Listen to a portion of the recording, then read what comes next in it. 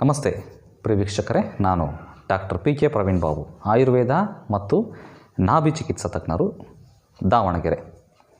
ನಮ್ಮ ಸಂಪೂರ್ಣ ವಿಳಾಸ ಇದೇ ವಿಡಿಯೋನ ಡಿಸ್ಕ್ರಿಪ್ಷನ್ ಬಾಕ್ಸಲ್ಲಿ ಕೆಳಗಡೆ ಲಭ್ಯ. ಹೆಂಗೆ ಡಿಸ್ಕ್ರಿಪ್ಷನ್ ಬಾಕ್ಸನ್ನು ಓಪನ್ ಮಾಡೋದು? ಅಲ್ಲಿ ಟ್ರ್ಯಾಂಗಲ್ ಶೇಪ್ ಬಟನ್ ಇದೆ, ಅದನ್ನು ಟಚ್ ಮಾಡಿ. ಕೆಳಗಡೆ ಸಂಪೂರ್ಣ ವಿಳಾಸ ಇತ್ಯಾದಿ ತಮಗೆ ಲಭ್ಯ. ವೀಕ್ಷಕರೇ, ಇವತ್ತಿನ ದಿನಗಳಲ್ಲಿ ಈ ವೈರಸ್ಸು ಎಲ್ಲ ಕಡೆ ಕಾಡ್ತಾ ಇದೆ. ಎಲ್ಲಿ ಯೂಟ್ಯೂಬಲ್ಲಿ ನೋಡಿದ್ರು, ಟಿ ವಿಯಲ್ಲಿ ನೋಡಿದ್ರು, ಎಲ್ಲಿ ಯಾವ ಮಾಧ್ಯಮದಲ್ಲಿ ನೋಡಿದ್ರು, ಪೇಪರಲ್ಲಿ ನೋಡಿದ್ರು ಕೂಡ ಇಮ್ಯುನಿಟಿ ಇಂಕ್ರೀಸ್ ಮಾಡ್ಕೊಳ್ರಿ, ಅದನ್ನು ಮಾಡ್ಕೊಂಡ್ರೆ ಕಾಯಿಲೆ ಬರಲ್ಲ, ವೈರಸ್ ಅಟ್ಯಾಕ್ ಆಗಲ್ಲ, ಹಾಗೆ ಹೀಗೆ ಅಂತ ಹೇಳ್ತಾರೆ. ಇಮ್ಯುನಿಟಿ ಅಂದರೆ ಏನು?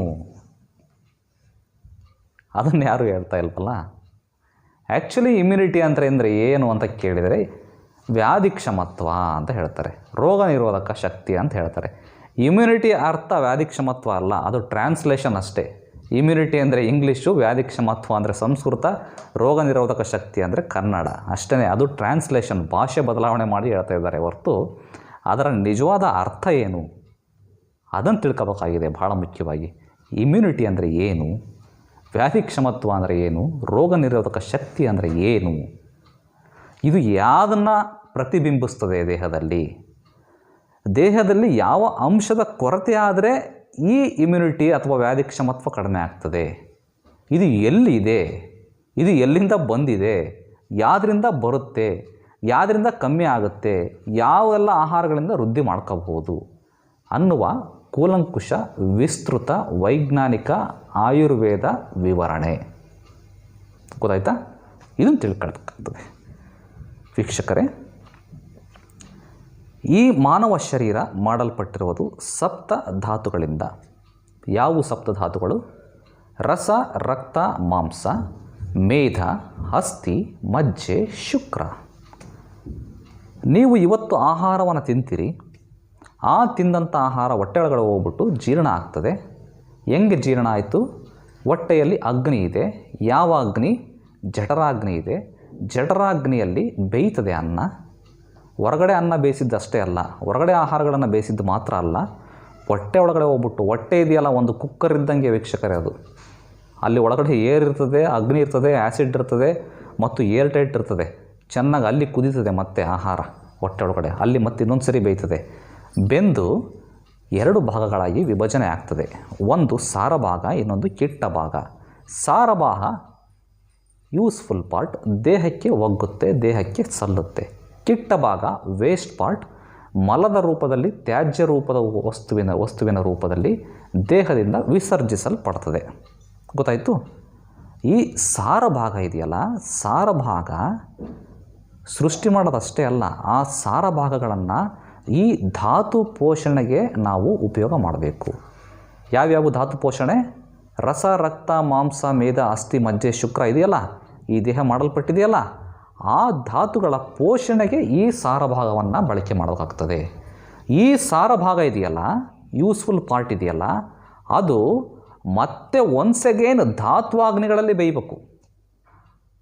ರಸಾಗ್ನಿ, ರಕ್ತಾಗ್ನಿ, ಮೇಧಾಗ್ನಿ, ಅಸ್ಥಿಯಾಗ್ನಿ, ಮಜ್ಜಾಗ್ನಿ, ಶುಕ್ರಾಗ್ನಿ ಅಂತೆ ಧಾತ್ವಾಗ್ನಿಗಳು ಅಂತ ಇದೆ. ಜಠರಾಗ್ನಿ ಅಷ್ಟೇ ಅಲ್ಲ, ಸಪ್ತ ಧಾತ್ವಾಗ್ನಿಗಳಿದೆ. ಸಪ್ತ ಧಾತ್ವಾಗ್ನಿಗಳು ಸರಿ ಇದ್ದರೆ ಮಾತ್ರ ನೀವು ತಿಂದಂಥ ಆಹಾರ ಸಾರ ಭಾಗ ಇದೆಯಲ್ಲ, ಆ ಸಾರ ಭಾಗ ಆಗಿರೋದು ಆ ಧಾತುಗಳಿಗೆ ಸಲ್ತದೆ. ಆ ಧಾತುಗಳ ಸೃಷ್ಟಿ ಮಾಡುವುದಕ್ಕೆ ಬಳಕೆ ಆಗ್ತದೆ, ಸದ್ಬಳಕೆ ಆಗ್ತದೆ. ಅದರ್ವೈಸ್, ಫಾರ್ ಎಕ್ಸಾಂಪಲ್ ರಕ್ತಧಾತು ಅಂತ ಇಟ್ಕೊಳ್ಳೋಣ. ರಕ್ತಧಾತುವಿನ ಅಗ್ನಿಯಲ್ಲಿ ಮಾಂದ್ಯ ಆಗಿತ್ತು ಅಂತಂದರೆ ನೀವು ಏನೇ ಬೀಟ್ರೂಟ್ ತಿನ್ನಿರಿ, ಏನೇ ಐರನ್ ಮಾತ್ರೆ ನುಂಗ್ರಿ, ಏನೇ ರಕ್ತ ಉತ್ಪತ್ತಿ ಆಗುವಂಥ ಆಹಾರ ತಿಂದ್ರೂ ಕೂಡ ಅಲ್ಲಿ ಸಾರಭಾಗ ಆಗಿದೆ. ಬಟ್ ರಕ್ತ ಧಾತುವಿನ ಅಗ್ನಿ ಮಾಂದ್ಯ ಇರೋದ್ರಿಂದ ಆ ರಕ್ತಕ್ಕೆ ಸಂಬಂಧಪಟ್ಟಿರುವಂತಹ ಅಂಶಗಳು ರಕ್ತಧಾತುವಿನಲ್ಲಿ ಹೀರಲ್ಪಡಲ್ಲ, ಆ ರಕ್ತಧಾತುವಿನ ಪೋಷಣೆಯನ್ನು ಮಾಡಲ್ಲ. ಗೊತ್ತಾಯಿತು? ಇದು ಸೂಕ್ಷ್ಮ ವಿಚಾರ, ಭಾಳ ಗಮನ ಇಟ್ಟು ಕೇಳಬೇಕು. ಒಂದು ಸರಿಗೆ ಅರ್ಥ ಆಗಲ್ಲ, ಒಂದು 4-5 ಸರಿ ವೈಂಡ್ ಮಾಡಿ ವಿಡಿಯೋವನ್ನು ನೋಡಿ. ಅರ್ಥಾತ್ ಜಠರಾಗ್ನಿ ತೀಕ್ಷ್ಣ ಇದ್ದರೆ ಸಾಲದು, ಧಾತ್ವಾಗ್ನಿಗಳು ತೀಕ್ಷ್ಣ ಇರಬೇಕು. ಧಾತ್ವಾಗ್ನಿಗಳು ತೀಕ್ಷ್ಣ ಇದ್ದರೆ ಸಾಲದು, ಧಾತ್ವಾಗ್ನಿಗಳು ಎಲ್ಲ ತೀಕ್ಷ್ಣ ಆಗಿ ನೀವು ಉತ್ಪತ್ತಿ ಮಾಡಿರುವಂತಹ ಸಾರಭಾಗ ಎಲ್ಲದೂ ಕೂಡ ಧಾತುಗಳಿಗೆ ಸಲ್ಲಿ ಧಾತುಗಳು ಪೋಷಣೆ ಹೊಂದಿ ಆ ಧಾತುವಿನ ಸಾರ ಇದೆಯಲ್ಲ ಅದಕ್ಕೆ ಓಜ ಅಂತ ಹೇಳ್ತಾರೆ, ಅಥವಾ ಓಜಸ್ ಅಂತ ಹೇಳ್ತಾರೆ. ದಟ್ ಓಜಸ್ ಇದೆಯಲ್ಲ, ಧಾತುಗಳ ಸಾರ, ರಸರಕ್ತ ಮಾಂಸಮೇಧ ಅಸ್ಥಿ ಮಜ್ಜೆಗಳ ಸಾರ ಇದೆಯಲ್ಲ, ಆ ಸಾರನೇ ಓಜಸ್ ಅಥವಾ ಓಜ. ಆ ojas is nothing but immunity power. ಯಾರಿಗೆ ಈ ಓಜಸ್ಸಿನ ಕೊರತೆ ಇದೆ, ಯಾರಿಗೆ ಈ ಓಜದ ಕೊರತೆ ಇರ್ತದೆ, ಯಾರಿಗೆ ಈ ಓಜ ಅಂತಂದರೆ ಒಂದು ಎನರ್ಜಿ, ಓಜಸ್ ಅಂತ ಹೇಳ್ತಾರಲ್ಲ, ಓಜಸ್ವಿ ಭವ, ತೇಜಸ್ವಿ ಭವ ಅಂತ ಹಿಂದಿನ ಕಾಲದಲ್ಲಿ ಋಷಿಮುನಿಗಳು ಆಶೀರ್ವಾದ ಮಾಡೋರು ಶಿಷ್ಯಂದ್ರಿಗೆ, ಮಕ್ಕಳಿಗೆ, ಮೊಮ್ಮಕ್ಕಳಿಗೆ. ನಮಸ್ಕಾರ ಮಾಡಿದ ಕೂಡಲೇ ತೇಜಸ್ವಿ ಭವ ಪುತ್ರ, ಓಜಸ್ವಿ ಭವ ಪುತ್ರವನ್ನು ಪಡಿ ಅಂತ ಹೆಣ್ಮಕ್ಳಿಗೆ, ಗರ್ಭಿಣಿ ಹೆಣ್ಮಕ್ಳಿಗೆ ಆಶೀರ್ವಾದ ಮಾಡೋರು. ಓಜಸ್ವಿ ಭವ, ತೇಜಸ್ವಿ ಭವ ಅಂದರೆ ಏನು? ಈ ಸಪ್ತಧಾತುಗಳ ಸಾರ ಆಗಿರುವಂತಹ ಓಜಸ್ಸು ಚೆನ್ನಾಗಿರಲಿ ನಿನ್ನ ಮಗುಗೆ, ನಿನಗೆ ಚೆನ್ನಾಗಿರಲಿ ಅಂತ ಆಶೀರ್ವಾದ ಅದು.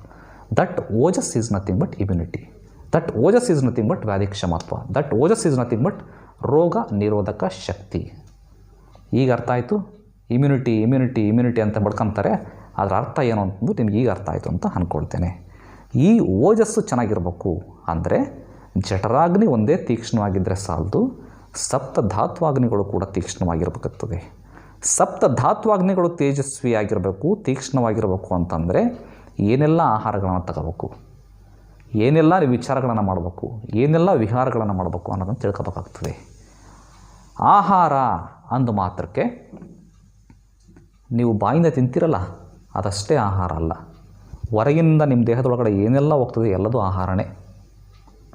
ಬಾಯಿಂದ ಹೊಟ್ಟೆ ಹೋಗ್ತದೆ, ಅದು ಕೂಡ ಆಹಾರ. ಕಿವಿಯಿಂದ ಕೇಳಿಸ್ಕೊಂಡು ಆ ವಿಷಯಗಳನ್ನು ದೇಹದೊಳಗಡೆ ತಗೊಂತೀರಿ, ಅದು ಕೂಡ ಆಹಾರ. ಕಣ್ಣಿನಿಂದ ನೋಡಿ ದೃಷ್ಟಿಯಿಂದ ಆ ವಿಷಯಗಳನ್ನು ನೀವು ಗ್ರಹಿಸಿ ಒಳಗಡೆ ಹೋಗ್ತದೆ, ಅದು ಕೂಡ ಆಹಾರ. ಮೂಗಿನಿಂದ ಗಂಧವನ್ನು ತಗೊಳ್ತೀರಿ, ಅದು ಕೂಡ ಆಹಾರ. ಗಾಳಿ, ಶುದ್ಧವಾದಂತಹ ಗಾಳಿಗೆ ಮೈಯನ್ನು ಒಡ್ಡಿದಾಗ ಸ್ಕಿನ್ನಲ್ಲಿರುವಂತಹ ಪೋರ್ಸ್ಗಳ ಮುಖಾಂತರ ಆಕ್ಸಿಜನ್ ಒಳಗಡೆ ಹೋಗ್ತದೆ, ಅದು ಕೂಡ ಆಹಾರನೇ. ತಿನ್ನೋದೊಂದೇ ಆಹಾರ ಅಲ್ಲ ವೀಕ್ಷಕರೇ. ಸೊ ನಿಮ್ಮ ಇಮ್ಯುನಿಟಿ ಪವರು, ನಿಮ್ಮ ಓಜಸ್ ಚೆನ್ನಾಗಿರ್ಬೇಕು ಅಂತಂದರೆ ತಿನ್ನೋದು ಮಾತ್ರ ಮುಖ್ಯ ಅಲ್ಲ, ಒಳ್ಳೆಯದನ್ನು ನೋಡಬೇಕಾಗ್ತದೆ, ಒಳ್ಳೆಯದನ್ನು ಕೇಳಬೇಕಾಗ್ತದೆ, ಒಳ್ಳೆಯದನ್ನು ಮೂಸಬೇಕಾಗ್ತದೆ, ಒಳ್ಳೆಯ ವಾತಾವರಣಕ್ಕೆ ಮೈಯನ್ನು ಒಡ್ಡಬೇಕಾಗ್ತದೆ. ಇದೆಲ್ಲದನ್ನೂ ಮಾಡಿದಾಗ ನಿಮಗೆ ಇಮ್ಯುನಿಟಿ ಪವರ್. ಸುಮ್ಮನೆ ನೆಲ್ಲಿಕಾಯಿ ತಿಂದುಬಿಡ್ರಿ ಇಮ್ಯುನಿಟಿ ಪವರ್ ಜಾಸ್ತಿ ಆಗ್ತದೆ, ಇನ್ನು ಸುಮ್ಮನೆ ಇನ್ನೇನೋ ತಿಂದುಬಿಡ್ರಿ ಇಮ್ಯುನಿಟಿ ಪವರ್ ಜಾಸ್ತಿ ಆಗಿಬಿಡ್ತದೆ, ಅಥವಾ ಬಿ ಕಾಂಪ್ಲೆಕ್ಸ್ ಮಾತ್ರೆ ತಗೊಳ್ರಿ ಇಮ್ಯುನಿಟಿ ಪವರ್ ಜಾಸ್ತಿ ಆಗ್ತದೆ, ಆ ಕಷಾಯ ಕುಡಿರಿ, ಈ ಕಷಾಯ ಕುಡಿರಿ, ಈ ಲೇಹ ತಿನ್ನಿರಿ ಇಮ್ಯುನಿಟಿ ಪವರ್ ಜಾಸ್ತಿ ಆಗ್ತದೆ.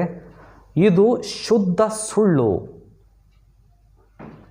ಅವರು ಮಾತಾಡ್ತಾ ಇರೋದು ಕೇವಲ ದೇಹವನ್ನು ಗಮನದಲ್ಲಿಟ್ಕೊಂಡು ಹೇಳ್ತಾ ಇದ್ದಾರೆ. ತಿನ್ನೋದೆಲ್ಲ ಬರೀ ದೇಹಕ್ಕೆ ಮಾತ್ರ.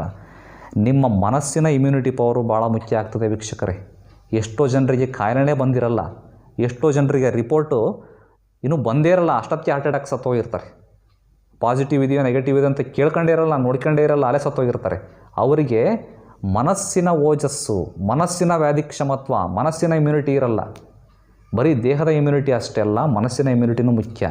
ಅದಕ್ಕೆ ನಾವು ಪಾಸಿಟಿವ್ ಥಿಂಕಿಂಗ್, ಸಕಾರಾತ್ಮಕ ಯೋಚನೆ, ಸಕಾರಾತ್ಮಕ ಯೋಚನೆಗಳು, ಸಕಾರಾತ್ಮಕ ಥಿಂಕಿಂಗು, ಥಾಟ್ಸ್ ಯಾವಾಗ ಬರ್ತದೆ, ಸಕಾರಾತ್ಮಕವಾಗಿರೋಂಥದ್ದನ್ನೇ ನೋಡಬೇಕು, ಸಕಾರಾತ್ಮಕವಾಗಿರೋಂಥದ್ದನ್ನೇ ಕೇಳಬೇಕು. ನೆಗೆಟಿವನ್ನು ಕೇಳಬಾರ್ದು.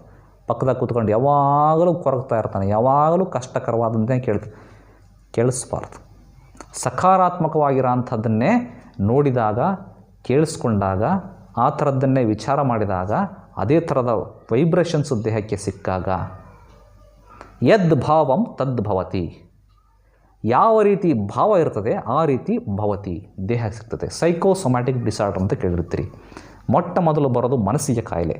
ಮನಸ್ಸು ಒಪ್ಕೊಳ್ತು ಆ ಕಾಯಿಲೆಯ ವೈಬ್ರೇಷನ್ನ ದೇಹಕ್ಕೆ ಪಸರಿಸುತ್ತದೆ, ರೀಚ್ ಮಾಡಿಸ್ತದೆ. ನೆಕ್ಸ್ಟ್ ದೇಹಕ್ಕೆ ಕಾಯಿಲೆ ಬರ್ತದೆ. ಸೊ ಮನಸ್ಸಿನ ವ್ಯಾಧಿಕ್ಷಮತ್ವ ಭಾಳ ಮುಖ್ಯ, ದೇಹದ ವ್ಯಾಧಿಕ್ಷಮತ್ವಕ್ಕಿಂತನೂ. ಗೊತ್ತಾಯಿತು ವೀಕ್ಷಕರೇ? ವ್ಯಾಧಿಕ್ಷಮತ್ವ ಅಂದರೆ ಏನು, ಎಲ್ಲಿಂದ ಬರ್ತದೆ, ಹೇಗೆ ಬರ್ತದೆ, ಹಂಗಂದ್ರೆ ಎಲ್ಲಿರ್ತದೆ ಅನ್ನೋದನ್ನು ತಿಳ್ಕೊಂಡಿದ್ದೀರಿ ಇವತ್ತು. ಸೊ ಇನ್ಮೇಲೆ ಬೇರೆ ಎಲ್ಲ ಡಾಕ್ಟರ್ಸು ಮೀಡಿಯಾದಲ್ಲಿ ಹೇಳಿದ್ದಾರೆ ಯಾವ್ಯಾವ ಆಹಾರವನ್ನು ತಿನ್ನಬೇಕು ಎಲ್ಲದನ್ನು. ನಾನು ಮತ್ತೆ ಅದನ್ನು ಹೇಳೋದು ಬೇಕಾಗಿಲ್ಲ, ಅದನ್ನೆಲ್ಲದನ್ನು ರೂಢಿಸ್ಕೊಳ್ಳಿ. ಅದರ ಜೊತೆಗೆ ದೃಷ್ಟಿ, ಕೇಳಿಸ್ಕೊಳ್ಳುವಂತಹ ವಿಧಾನ, ವಿಚಾರ ಮಾಡುವಂತಹ ಶಕ್ತಿ, ಇದೆಲ್ಲದೂ ಕೂಡ ಈ ಓಜಸ್ಸನ್ನು ಇಂಪ್ರೂವ್ ಮಾಡಲಿಕ್ಕೆ, ಓಜಸ್ಸನ್ನು ಸ್ಟ್ರಾಂಗ್ ಪಡಿಸಲಿಕ್ಕೆ ಇದು ಸಹಾಯಕಾರಕ.